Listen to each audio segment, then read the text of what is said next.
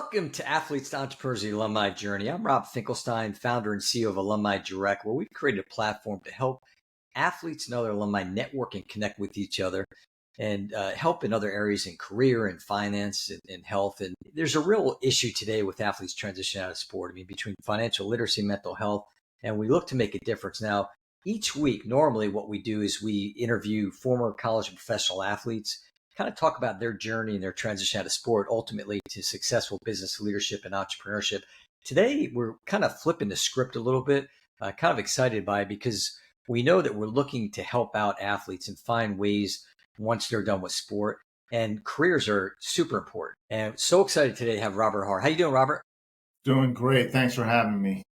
It's my pleasure. So Robert, known him for a while, great guy. And Robert is a certified franchise consultant. And his company, Best Franchise Options, is a great company that works with different franchise companies. And we'll get more into that in a minute. But his background, he started out in the restaurant business, owned some businesses, kind of got on the other side into the corporate world, but ultimately got back in entrepreneurship and running his company today. Robert, I'd like talk about your background. I mean, kind of take me through your journey of starting out, owning, getting into that corporate environment, and then ultimately coming back into the entrepreneurship. Yeah, well, thanks again for having me. It's been a long time coming.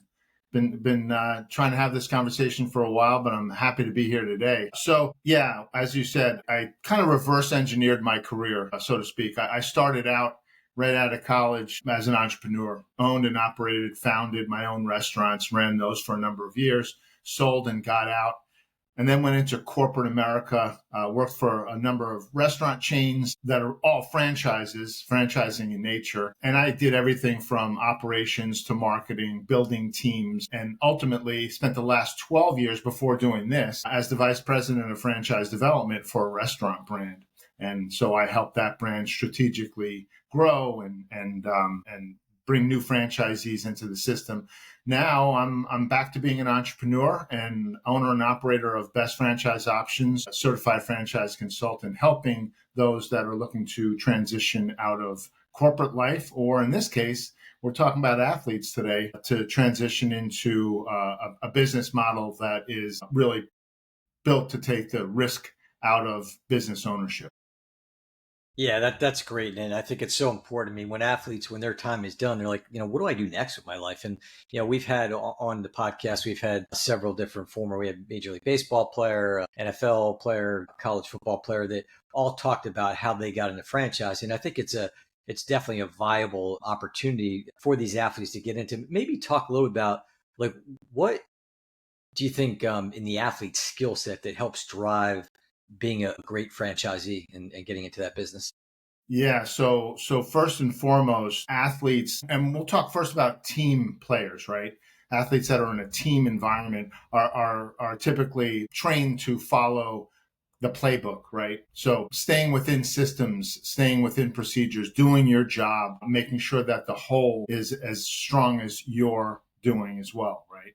So the ability to follow those systems, follow those procedures, having a competitive nature, wanting to win. Those are all pretty strong traits when it comes to getting into business ownership. As most business owners might attest to, there is a competitiveness to owning a business, whether they're measuring yourself against yourself or yourself against the others within your organization. Yeah. Now, would you see a person jump right into franchising, or like an athlete jumping right into, or maybe getting into that operating area that they want to get into first, working with some other people? I mean, what's the best route there?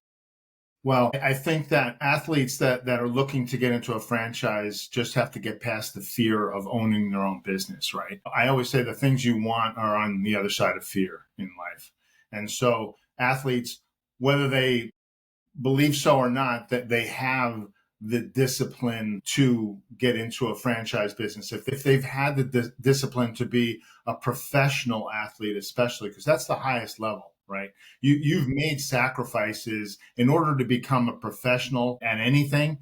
You've made sacrifices. You have the discipline, the competitiveness, and your ability to follow that playbook is there. So now you just have to get in with the right system, the right franchise system that's going to provide you with that support and that guidance. You don't need to have experience in that particular field to be a successful franchise owner, right? You just have to have all the attributes that I just mentioned, and a willingness to learn and follow that playbook is key. You talk about the playbook and team sports. So it's almost like, would it be a fair comparison to say, in a sense, that like the franchisor, the one that owns all the different franchisees that these franchisees are getting in with, are they almost kind of like the coaching staff per se? And then they're working with the athlete as the franchisee. Would that be a good analogy? It's a great analogy. In fact, most franchise systems will assign you for the lifetime of your franchise a franchise business coach. They're actually called coaches. They're there to guide you, support you, help you. But think of this. The other thing you have as a franchise in a system is the help, support, and guidance of other franchise owners within that system, right? So you're never alone. Unlike, being an independent operator, an entrepreneur who wants to start their own business from scratch, you don't have all of that same support system in place. It's a very collaborative environment. A franchise system is typically very collaborative in nature. Yeah, okay, that's great. One thing we talk a lot about is networking, connecting. Talk about that and maybe how that could play into it as well. You've got this athlete that maybe they played 4 years of college, potentially they're fortunate enough to be a professional athlete.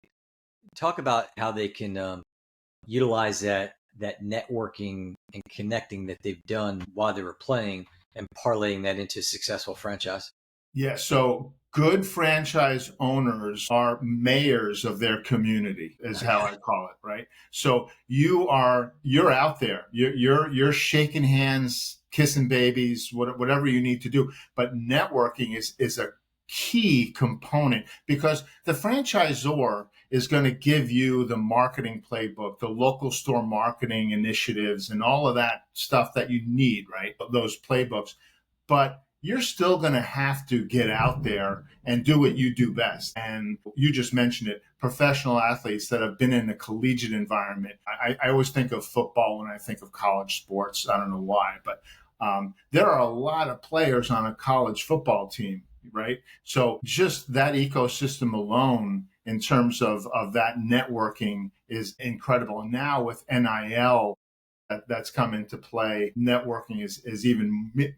Yeah, it's interesting. You spurred that thought. You mentioned NIL. Are you seeing any of these franchise companies out there? Any brands specifically getting into NIL, because it's such a big topic. For those who don't know, NIL, name, image, likeness. You've got now all the way down to the high school level, the opportunity for athletes to advertise, sponsor different types of brands. So talk about that a little bit.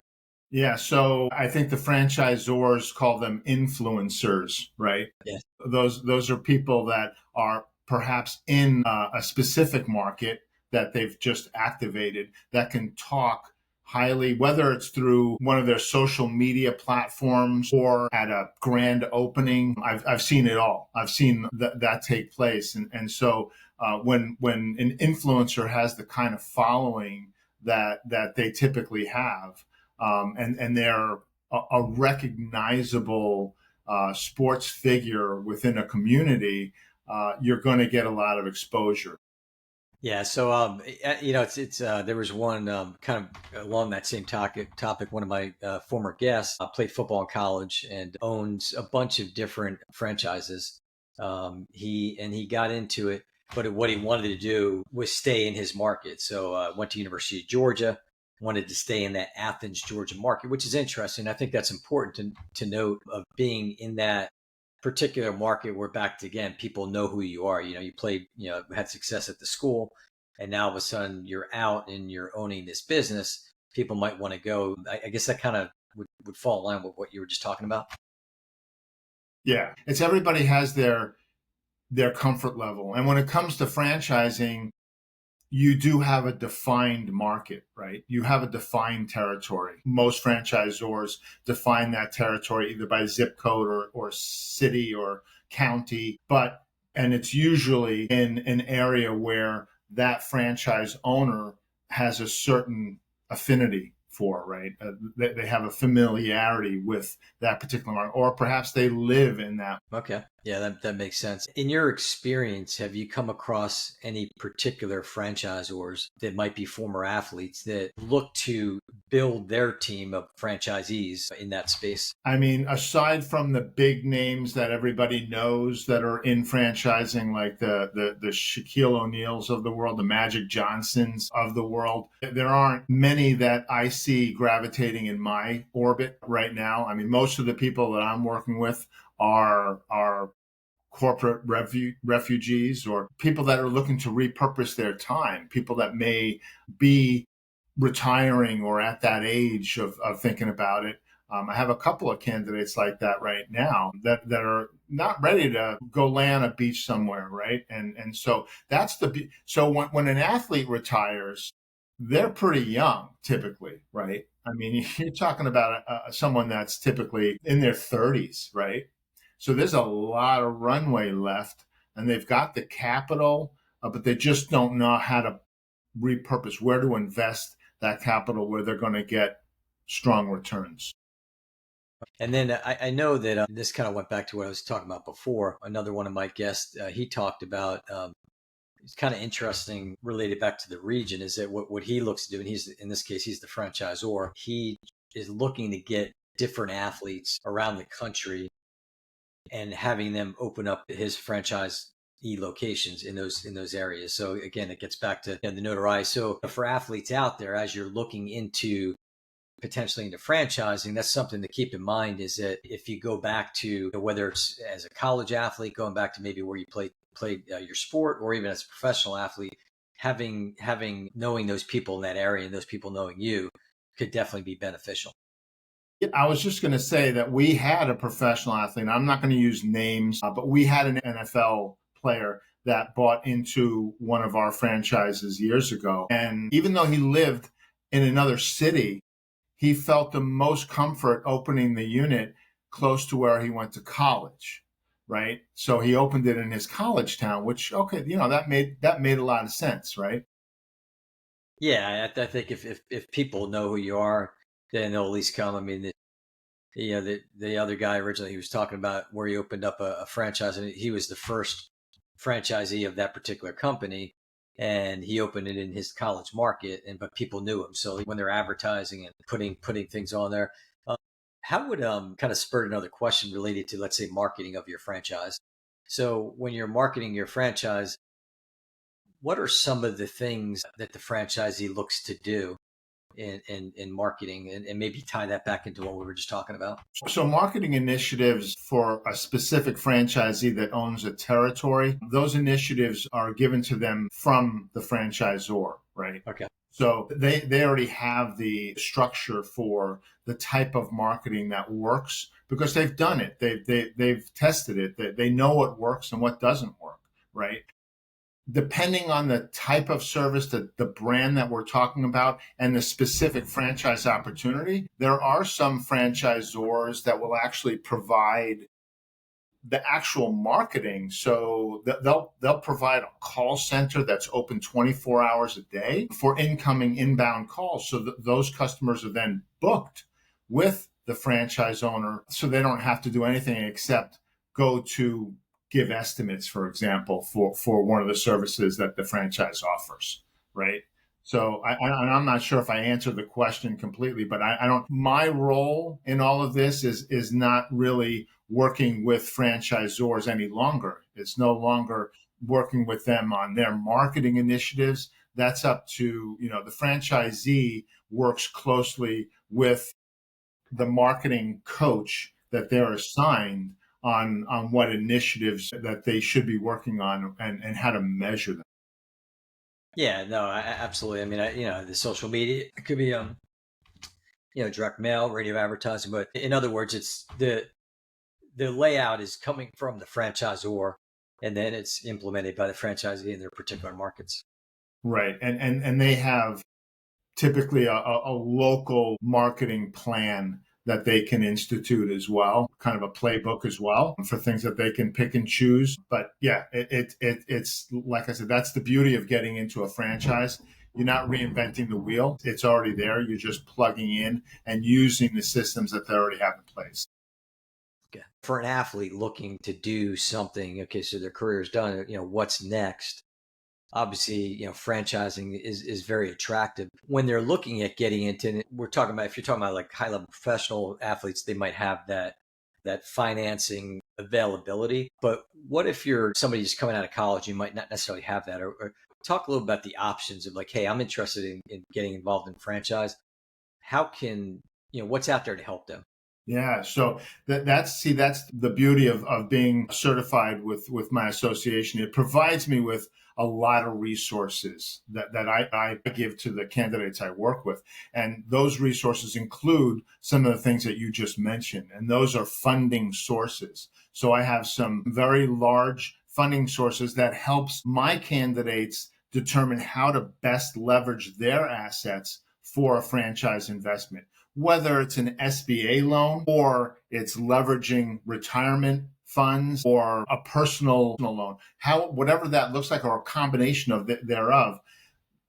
Usually I get them into a conversation with one of my funding partners, one of our vendors at FBA, right in the early part of our conversation, so we can really get a true picture of what it is that we should be looking at, right? So I'm no different than a real estate broker, right? So you go to a real estate broker, the first question they're going to ask you is, well, what's your budget, right? What can you afford to get into? How much can you spend? So we need to get to that information pretty quickly too. Otherwise, we're looking for areas that we probably shouldn't be looking in. Okay. Let's talk about brands. And I mean, obviously, there's so many different brands. There's so many different service industries, product industries. Give some guidance. So, okay, I'm thinking I'm done sports and I'm thinking about being a franchisee, getting into that. What kinds of things should athletes look for, and talk about like some of the resources that you offer to help guide them into what's the best type of business for them? Yeah, so I take a really holistic approach to working with my candidates, regardless of their background, right? So there are 37 sectors in franchising. I have contracts with 800 different brands within those sectors. And so we need to start eliminating sectors and franchise opportunities pretty quickly after that initial conversation. And the way we do that is it's a resource that I have that's an entrepreneurial assessment. And the entrepreneurial assessment was created by franchisors, for franchisors and franchisees. And it helps to determine, among other things, what the risk tolerance level is of that candidate, what their work competencies are, what their strengths are, and what culture, business organization they're going to be a good fit for, right? And franchisors, like I said, will use that. They'll actually look at that assessment before talking to the candidate to see how they match up with their highest performing franchise owners in their system, to see how they stack up. So it's no different than, think of it as when athletes go to those combines, right? So they're going to be timed in the 40-yard dash. They're going to be, the quarterbacks are going to be judged on foot movement, arm strength, same thing, right? And the franchise owners or the GMs that are there are taking note of all of their, physical skills. This assessment, I should say, is really meant to understand their mental abilities, right? Their psychographics. And it's really the easiest and most efficient way to get those 800 brands and 37 sectors down to a manageable section. So that's the beginning. And like I said, I get to know my candidates pretty well, not just on a business level. I want to understand more about what makes them tick. I want to understand what family life looks like. I need to make sure that I'm checking as many boxes as I can so that I'm presenting, that I'm educating that person on the right brands. And it takes me 2 to 3 weeks of conversations with these brands before I can even start to show them brands that I think that they should take a look at and get into a conversation with. Okay. why would you want to get into franchising? Let's talk about that a little bit. So, you're an athlete, you're coming out of sport, and you've got different options out there, different types of careers. In your opinion, like what would help really set franchising apart to be that opportunity that these athletes should pursue? Yeah, I would say, first of all, business ownership is not for everyone. And I always, and that's okay. Not everybody can be a business owner. And that's really what it is. Being a franchise owner is being a business owner. It's not something, you have to go into it with the right set of expectation. It's not something that anyone can go into and invest whatever the money looks like, 100,000, 200,000, up to a big number. Um, and walk away and look in your mailbox every day for the checks to come in. It's just, that's not how it works. So first and foremost, I would say anybody that's considering, whether it's an athlete or otherwise, anybody that's looking at getting into a business needs to understand that this is business ownership. It comes with its own set of risks. Now, the risk tolerance level is a little lower with a franchise, because now you're getting into a system that has already been proven. You're not reinventing anything. You're just duplicating, right? So first and foremost, that's what I want to kind of get out of the way is, hey, are you right for business ownership, right? And if the answer is yes, I've always wanted to own my own business. I don't know what I don't know. I don't know where to start. And so that's the type of conversation I could really latch onto, because now I can use my background, my expertise, and the resources that I have available to me to really help that person find the right fit. Okay. And when you're looking at building, you're part of a bigger team because you got the franchisor itself. But when you're looking at building your own internal team, so I imagine that, you mentioned before Shaq and Magic, that they're not in a role of operating their particular franchise location. So maybe talk about that, because I think that might alleviate possibly some concerns that, hey, I like this, I like this industry, but I'm not really a business person, or I'm not a marketing person. So maybe talk about that concept of just kind of bringing in a group with you to get into that franchise. Yeah, a successful franchise system has owners that work on the business, not in the business. If you're out there performing the tasks of that business as an owner, you're doing something wrong. That shouldn't be the case, right? So going back to the assessment again, that'll tell us where your strengths are in terms of your work competencies and values and so forth. So if you need to surround yourself with people, hire people that are going to help support you in running that business, maybe look at one of your weaknesses. Maybe one of your weaknesses is marketing. Maybe that's, so, well, then it would make sense to bring somebody in that's going to help with the marketing or sales part of the business, right? So you are definitely, depending on the franchise, you're going to have a team. You're going to build a team. It typically, especially one that you want to scale and grow, you're going to have a team ultimately, maybe not right off the bat, but you're going to ultimately build a team. And the franchisor is going to help you build that team, to tell you, they'll guide you on who to hire, how to hire, when to hire, if you want to grow. Okay. Basically, you're owning your own business. And so just like any other traditional business, it's the same thing. I mean, you want to build that team, and you need your accountant, you need your tech person, your marketing person. So I guess that's the way they need to look at it. Now, let's look at, in your experience, and we're going to flip it the other way, is let's talk about, I'm just finishing my career, but I want to develop a concept. Okay. So where I have developed a concept, I've got an idea. Maybe talk a little bit about, becoming a franchisor. In other words, coming up with your own product or service. I mean, do you see much of that? I've seen it a couple of times over the last year. And by the way, I have a resource that helps people turn their business into a franchise. So it's not cheap to do it. And you really have to have proof of concept. And by proof of concept, I mean, it has to be up and running and operational for a minimum of a couple of years with measurable increases in results, right? Otherwise, you don't have anything to show, right? You're not going to sell anything, right?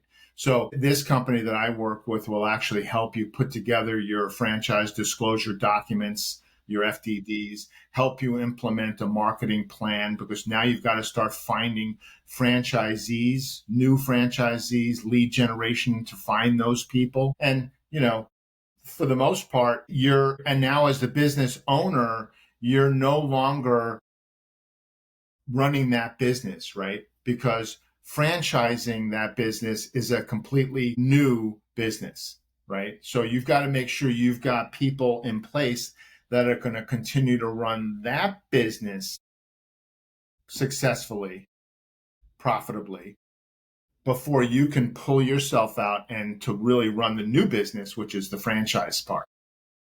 Okay, that makes sense. So let's talk about the process. So walk me through the process. Is that I just got done playing my sport, looking at different types of businesses, careers. I decided I'm very interested in franchising. So take me through that timeline of when I've got this interest and I start to work with you. Walk me through that whole process. Yeah, sure. So the entrepreneurial assessment that I mentioned earlier is the first step, right? After our initial conversation, right? And that, like I said, is going to help us narrow the field quite a bit. The second step includes a CQ, a candidate questionnaire, so that I can get to know that candidate better on a deeper level, as well as a category rating. So I'm going to need to understand where you fall in terms of your favorite categories within franchising. Like I said, there's 37 of them, and I'm going to want that candidate to rate them on a scale and tell me which ones he finds the most interesting. And there'll be a brief description for each one of those categories. Once I have that information, so those two steps will typically take a couple of weeks, right? And in tandem to that, I have them in process with one of our funding partners so we can understand where they fall from a financial perspective, what their financial capacity is. And then I take about a week and a half to 2 weeks to start researching the brands that fit the criteria that I learned about that candidate over the prior 2 weeks. So from the CQ, from the assessment, and from our conversations. I pick up on a lot of things during those conversations. I take a lot of notes and I build their profile. And then once I have all that information, I then go into my listings and I start looking for franchise concepts that are going to fit all of the criteria, or at least most of everything. So I'm checking most of their boxes. And then we meet again after those 3.5 weeks, and we get on a Zoom call and I educate that candidate on 6 or 7 brands that I'd like them to take a closer look at. Then they narrow it down to 2 or 3 brands that they'd like to get into conversation with. I make that introduction. Then that discovery process with the brand can take anywhere from a month and a half to 3 or 4 months, because now once they get into process with the brands, they're getting to know the executive team, each department, and then they get on what's called the validation stage, which is an opportunity for them to talk to other franchise owners to validate unit economics, the revenue that can be created, what they think of the franchisor and the support that they're getting. So this isn't, and by the way, nobody during this entire process is pressuring. There's no sales component to this.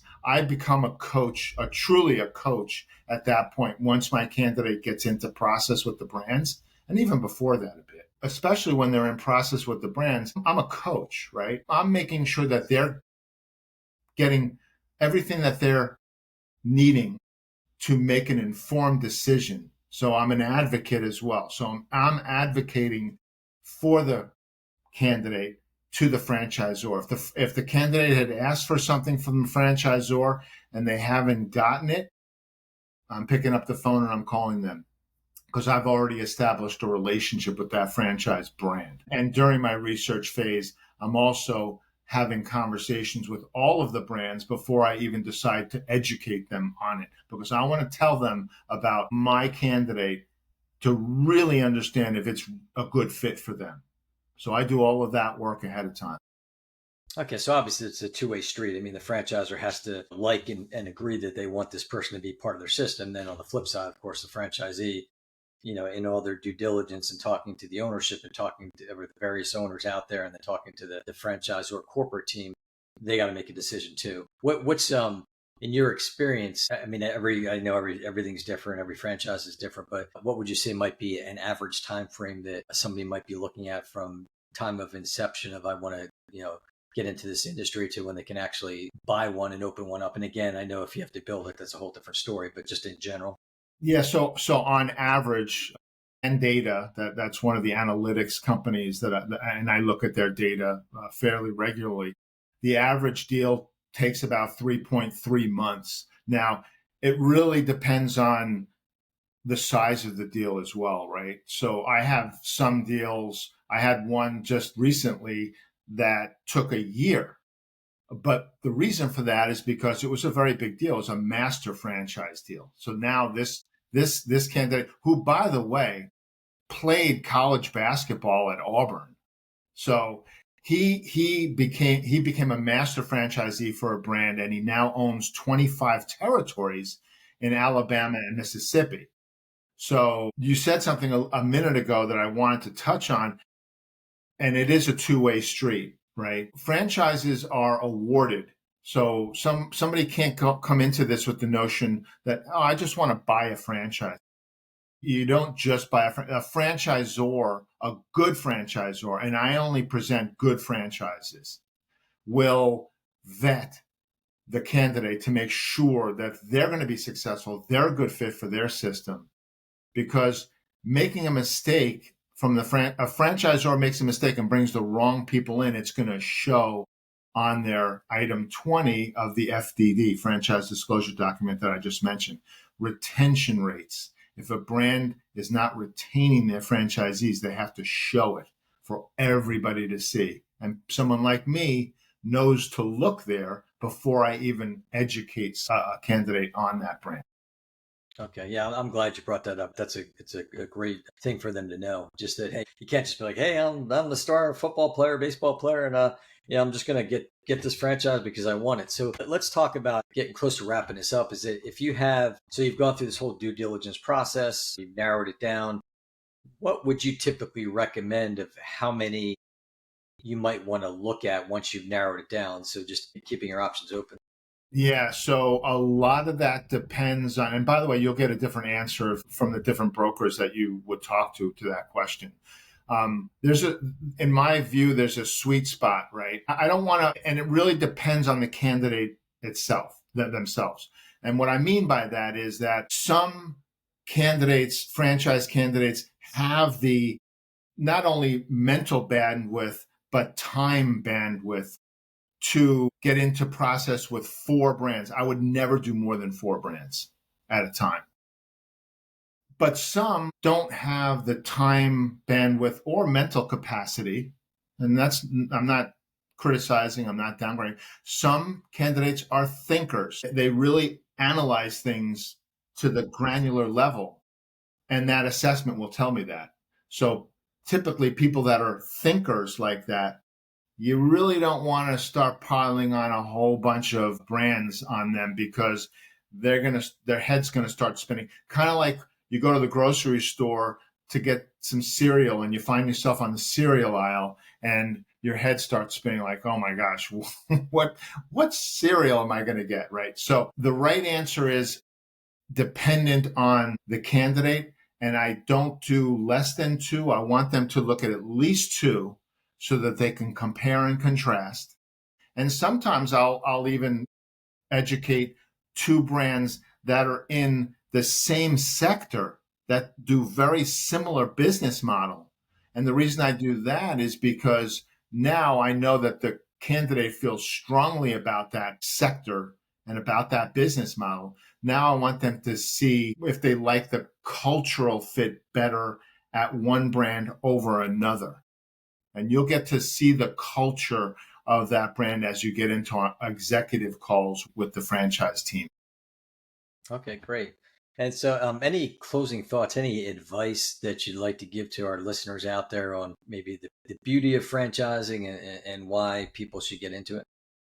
Yeah, franchising is a great way for someone to get into business for themselves, but not by themselves. So if those that are considering business ownership, I would highly recommend franchising. Your risk level is much lower than getting into a business on your own, starting your own up from scratch. And I would always recommend, if you use me, great. I'm up for it. I take my job very seriously. This is a big decision that's being pondered. So I treat it with that level of respect. But I would certainly highly recommend using a franchise consultant like me to help you to navigate through all of the options and provide you with the type of resources I've mentioned. And remember, working with me, I don't charge. There's no cost to using my services. I'm only compensated by the franchisor and only when a good match is made. So it behooves me to get to know my candidates really well before I start educating them on specific brands. Okay, that's great. Yeah, it's so important to find whatever it is, find that right person to work with, that right mentor to work with. Yeah, obviously, Robert brings a wealth of knowledge. This has been great. How can people find you? So my email, robert@bestfranchiseoptions.com is the best way to get a hold of me. I welcome those to peruse my LinkedIn profile as well. I've got some pretty nice recommendations in there from candidates I've worked with. And you could also see my background and experience and see that you're in good hands as well. And so really, Robert at Best Franchise Options, be a good place to start. Okay, that's great. And you can find us at alumnidirect.com, and our show, Athletes and Entrepreneurs, the Alumni Journey, is on our Alumni Direct YouTube channel, as well as across all the different podcast networks. And each week we talk about, as I mentioned, typically we're talking to former college and professional athletes, but this is so important. The resources are behind it, and just knowing that when you're transitioning out of sport, there's a lot of help out there. And there's a lot of people like Robert that really want to make a difference. So strongly recommend looking into franchising, one of your options. And once again, thank you, Robert. We appreciate the time. Thank you, Rob. I appreciate you having me on. My pleasure.